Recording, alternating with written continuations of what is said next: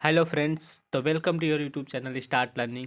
मैं सुहान राजभर आपका वेलकम करता हूं इस मिशन 45 डेज़ में।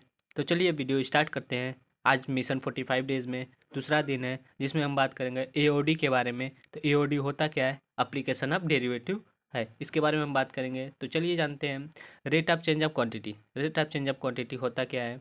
तो इसका rate of change of quantity में हम पढ़ने वाले हैं कुछ चीज़ें हैं, जैसे कि dy/dx जो है rate of change of y with respect to x है। ठीक है, rate of change of y with respect to x है। dy/dx अगर हमारा पॉजिटिव आता है तो y इंक्रीज़ करेगा एज वेल एज x भी इंक्रीज़ करेगा।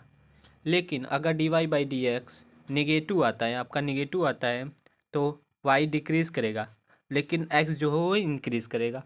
ठीक है, तो इसमें हम जान लेते हैं कि मार्जिनल कास्ट कैसे निकालें। तो मार्जिनल कास्ट निकालने के लिए हमें करना पड़ेगा dy/dx करेंगे तो हमारा मार्जिनल कास्ट निकल जाएगा। मार्जिनल कास्ट के बाद हमें मिलता है एक मार्जिनल रेवेन्यू निकालने का। तो मार्जिनल रेवेन्यू निकालने के लिए हमें dr/dx करना पड़ेगा, तो इससे हमें मार्जिनल रेवेन्यू मिल जाएगा। ठीक है, तो नेक्स्ट अब हम बात करते हैं कि कुछ और भी फंक्शंस है, उसके बारे में बात करेंगे। कौन कौन से फंक्शंस हैं, क्या क्या फंक्शंस में होते हैं, तो उसके बारे में बात करेंगे। तो चलिए देखते हैं कौन कौन सा फंक्शन है। तो चलिए देख लेते हैं। आपके पास कुछ टाइप्स के फंक्शंस हैं। जो फंक्शंस है उसमें से पहला नंबर पे है इंक्रीजिंग फंक्शन। इंक्रीजिंग फंक्शन होता क्या है? तो इंक्रीजिंग फंक्शन है dy/dx जो है greater than or equal to 0 होना चाहिए। ठीक है, उसका कुछ ग्राफ इस तरफ का है, इस टाइप का है, देख लीजिए। कुछ इस तरह से ग्राफ इसका बनेगा। ठीक है, तो चलिए अब जान लेते हैं कि स्ट्रिक्टली इंक्रीजिंग फंक्शन क्या होता है। स्ट्रिक्टली इंक्रीजिंग फंक्शन dy/dx जो है वो लेस देन 0 होना चाहिए। उसका ग्राफ भी देख लीजिए आप किस टाइप का है, कुछ इस तरह से ग्राफ उठेगा। ठीक है, नेक्स्ट क्या है? नेक्स्ट है आपका डिक्रीजिंग फंक्शन। डिक्रीजिंग फंक्शन में क्या होता है? dy/dx is less than or equal to 0। Less than or equal to 0। Increasing function में क्या था? dy/dx ग्रेटर देन था, और डिक्रीजिंग फंक्शन में क्या है? dy/dx लेस देन है। इसका कुछ ग्राफ देख लीजिए, ग्राफ कुछ इस टाइप का बना हुआ है। ठीक है, स्ट्रिक्टली डिक्रीजिंग फंक्शन में क्या होता है? जस्ट स्ट्रिक्टली इंक्रीजिंग फंक्शन का अपोजिट होगा। dy/dx इज लेस देन 0 हो जाएगा। यहाँ पे ग्रेटर देन 0 था, यहाँ पे लेस देन 0 हो जाएगा। कुछ ग्राफ भी उसका जस्ट अपोजिट बन जाएगा। ठीक है, अब बात करते हैं कांस्टेंट फंक्शन। कांस्टेंट फंक्शन क्या होता है? कांस्टेंट फंक्शन में आपको dy/dx जो होगा वो 0 के इक्वल मिलेगा आपको, तो उसे हम कहेंगे कांस्टेंट फंक्शन। dy/dx जब 0 के इक्वल रहेगा तो उसे हम कहेंगे constant function. Neither increasing neither decreasing function में क्या होता है? तो नाइदर इंक्रीजिंग नाइदर डिक्रीजिंग में आपका ना तो इंक्रीजिंग होगा ना तो डिक्रीजिंग होगा। जैसे देख लीजिए, यहाँ से इंक्रीजिंग है, फिर कांस्टेंट हुआ, फिर डिक्रीजिंग हो गया, तो नाइदर इंक्रीजिंग नाइदर डिक्रीजिंग में आ जाएगा आपका लास्ट फंक्शन। तो चलिए अब नेक्स्ट बात करते हैं इस पे। तो ये आपके कुछ फंक्शंस थे जो हमने आपको बताए, इसको ग्राफ के थ्रू दिया हुआ है। ठीक है, आपको स्क्रीनशॉट लेना तो स्क्रीनशॉट ले लीजिए, इसको याद रखना होगा।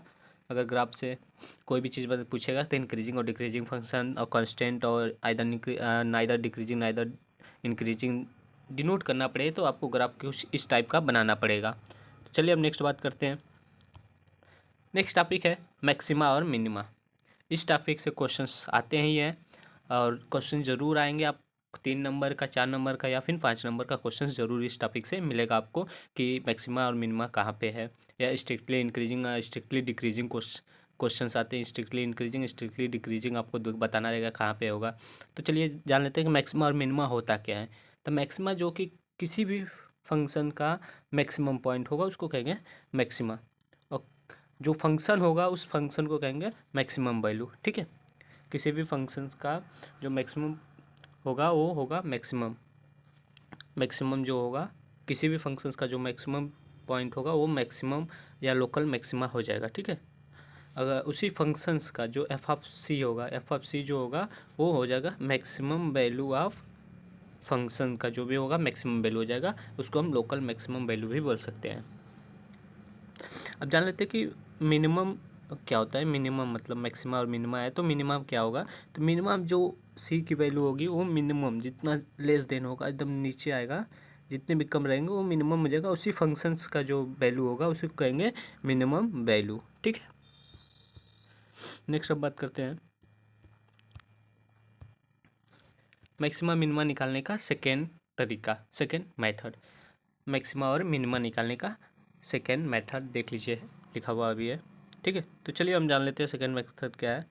तो हमें निकालना पड़ेगा मैक्सिमा और मिनिमा निकालने के लिए first derivative test. First derivative test करेंगे, इफ़ एफ ऑफ एक्स करेंगे, अगर हमारा f of x sign changes किस में होगा, फ्रॉम पॉजिटिव टू निगेटिव। अगर पॉजिटिव टू निगेटिव होता है तो उसका जो पॉइंट ऑफ मैक्सिमा होगा वो क्या होगा, पॉइंट ऑफ मैक्सिमा हो जाएगा। जो पॉइंट ऑफ मैक्सिमा आएगा पॉजिटिव टू नेगेटिव आएगा, देखिए यहाँ पॉजिटिव टू नेगेटिव लिखा है। ठीक है, but if negative to positive, अगर नेगेटिव टू पॉजिटिव हो गया तो पॉइंट ऑफ मिनिमा हो जाएगा। If f of x is does not change the sign, अगर एफ ऑफ एक्स जो आएगा वो साइन चेंज नहीं किया, ना तो पॉजिटिव से नेगेटिव में गया, ना तो नेगेटिव से पॉजिटिव में आया, तो उसको कहेंगे पॉइंट ऑफ इन्फ्लेक्शन, इन्फ्लेक्शन कहेंगे। ठीक है, नेक्स्ट है second derivative test. Second derivative test में क्या होता है, f double dash x at c, जो f double dash x at c हुआ, इफ़ पॉजिटिव होगा तो मिनिमा, अगर निगेटिव हुआ तो maxima. This test will be failed if f dash c is equal to zero and f double dash c is equal to zero. अगर f dash c अगर zero हो गया तो f double dash c is equal to zero हुआ तो हम इसको first derivative test से करेंगे, तो हम फर्स्ट डेरिवेटिव टेस्ट पे चले जाएंगे, वहाँ से करेंगे।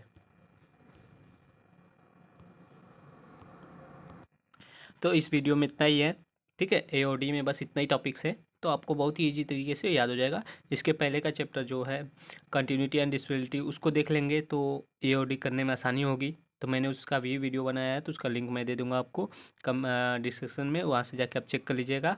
और मिशन 45 में आपको हर एक चीज़ के, हर एक चैप्टर्स के, क्लास 12 मैथ के हर एक चैप्टर्स के माइंड मैप सीरीज़ मिलेंगे, प्लस हम क्वेश्चंस PYQs भी कराएंगे, जितने ज़्यादा हो सकेंगे उतने। हर एक चैप्टर्स का मैं PYQs plus simple question papers भी कराएंगे आपको, तो फटाफट ज्वाइन हो जाइएगा मिशन 45 में। तो प्लीज़ चैनल को सब्सक्राइब कीजिएगा, स्टार्ट लर्निंग बाय SR। अगर वीडियो अच्छी लगी हो तो लाइक करें और अपने दोस्तों के साथ शेयर ज़रूर कीजिएगा, जिससे उन्हें भी ये मेन टॉपिक्स के बारे में पता चले, जिससे उनका भी बोर्ड का पेपर अच्छा जाए।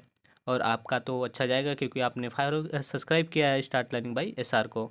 तो चलिए, थैंक यू। इस वीडियो में इतना ही, हम मिलेंगे नेक्स्ट डे नेक्स्ट टॉपिक के साथ, तो आप तैयार रहिएगा उसके लिए भी। और हो सके तो पहले से थोड़ा बहुत पढ़ लीजिएगा, जिससे कि आपको आसानी हो माइंड मैप सीरीज़ में समझने के लिए कि कौन सा टॉपिक कहाँ से स्टार्ट हो रहा है, क्योंकि ये बहुत ही छोटा वीडियोस रहेंगे जिसमें मुझे जल्दी जल्दी सब कुछ कंप्लीट करना रहेगा। तो आप लोग जल्दी जल्दी पढ़ सकें, समझ सकें, इसके लिए आपको भी पहले से पढ़ के तैयार रहना होगा। चलिए, तो मिलते हैं नेक्स्ट वीडियो में, तब तक के लिए धन्यवाद।